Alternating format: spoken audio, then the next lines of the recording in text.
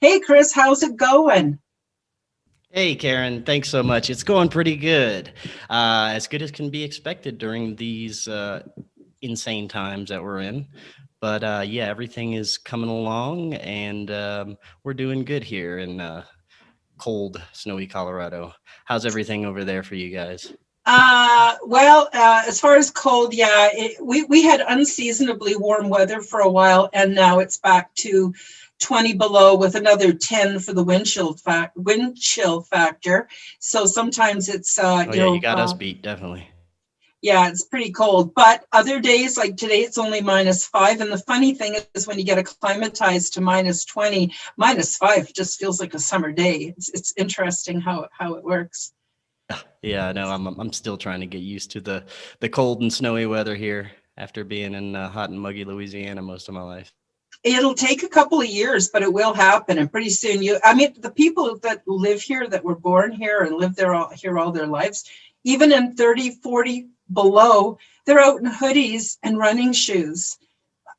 I'm going, Yeah, are no. you kidding? Corey goes out in shorts, and I'm like, "What are you doing?" Yeah, I believe it.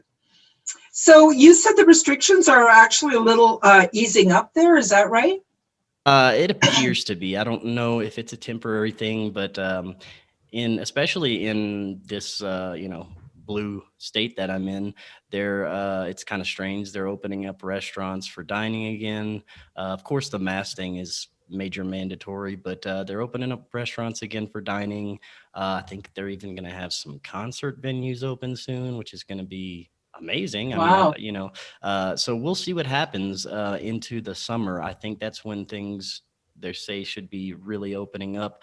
But I don't know. A lot of places in the states are still locked down. I mean, California is terrible, but I guess it just depends on each state's leadership what they're doing. I really dislike our own governor, but I'm glad that he is actually opening some things up and not destroying our economy even further. But yeah, it's kind of a mixed bag here in the states. We're okay here. It's not as bad as it was. Kind of easing up, giving you a little sense of maybe breathing room. But I have a sense that it's not going to last long.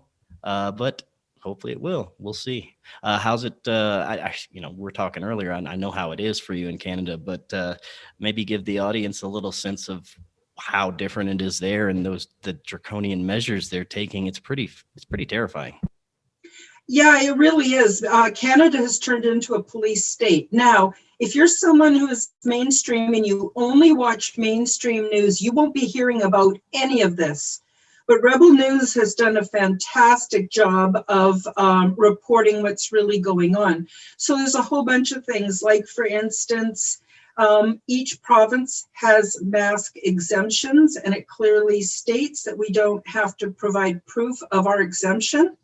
Meanwhile, no business will let you in unless you are wearing a mask. And they immediately call the police. They're treating people very badly. They're being arrested. Some people are being thrown down, dogpiled by up to 5 big burly officers, handcuffed, hauled off. They're giving all kinds of fines for thousands and thousands of dollars. And I'm just going to mention Rebel News does have fightthefines.com in Canada. If you're Canadian and you've gotten a fine, don't pay it. They will fight it for you they will hire a lawyer to fight it for you in the crowdfunding for that. But besides that, Trudeau came out and made an announcement that anyone returning to Canada had to stay in one of his COVID hotels for at least 3 days awaiting test results.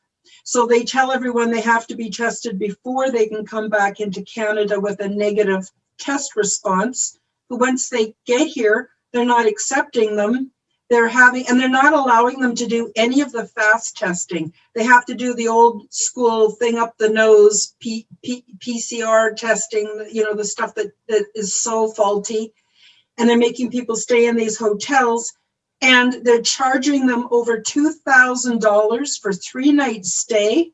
And they're also they're not allowed to leave. They're not allowed to leave their rooms. They're not allowed to order food from restaurants. All they get are these really disgusting basic meals dropped off by the Red Cross. Just horrible. And so people are being illegally detained at the airport, forced into vans, forced into these hotels, not allowed to tell anyone where they are. People don't even know where their loved ones are. They're just disappearing from the airports. It's absolutely horrible. And meanwhile, the politicians can do what they want. They're flying all over, going on exotic vacations. They're exempt. All the professional sports people are exempt. All the rich people are exempt. But this is what they're doing to the common people. But even beyond that, now they're recommending even 3 or 4 masks to be worn at any one time. Well, I can barely breathe in one. There's no way I'm going to wear more than one. I actually have a mask exemption, and I can't get any food if I use it. So I'm really having a very difficult time getting the basics of necessities. So between that and all the police brutality, and the other thing that's happened, and this has been well documented, is they've tried to find out who's making the rules, who's enforcing them, who's coming up with this stuff, why? And guess what? They're not talking to anybody. They won't tell any. They just pass you to another politician or another office who says they can't tell you anything, that passes you on, and you just go through the circuit. So there's zero accountability. There's zero explanation. But what's happening now is Canadians are really getting pissed off, really pissed off. And what anger does is it gives you that beautiful power to go out and bring about change. So I just want to mention one other thing they're doing is that people who protest, which is legal in Canada, peaceful protesting, they're taking pictures of everybody. Even if you're wearing a mask, they still take your picture, and they have a way of finding out who we are and where we live. And then up to 2 weeks later, they're dropping off these $1,000 or $2,000 or $800 tickets. So it's just insane. It's absolutely insane. Anyway, I didn't want to make the whole show about that. It's really crazy. Yeah. It's and the snitches. That's the other thing. This is just like World War II. Everybody can snitch. And then when you snitch on somebody, they believe you without any proof. And they go out and they ticket and arrest according to what the snitch says without any proof. So this is a police state now in Canada. That's insane. Yeah. So I'm baffled by that. Hopefully things will get better. I mean, we got to have more people wake up. That's the only thing. And actually, make their voices heard and get angry, like you said. Yeah. I think that's and later on in my presentation today, I actually do have some feedback about all this from my contacts. So we'll get into that a little bit. But first, Chris, do you have announcements for us today?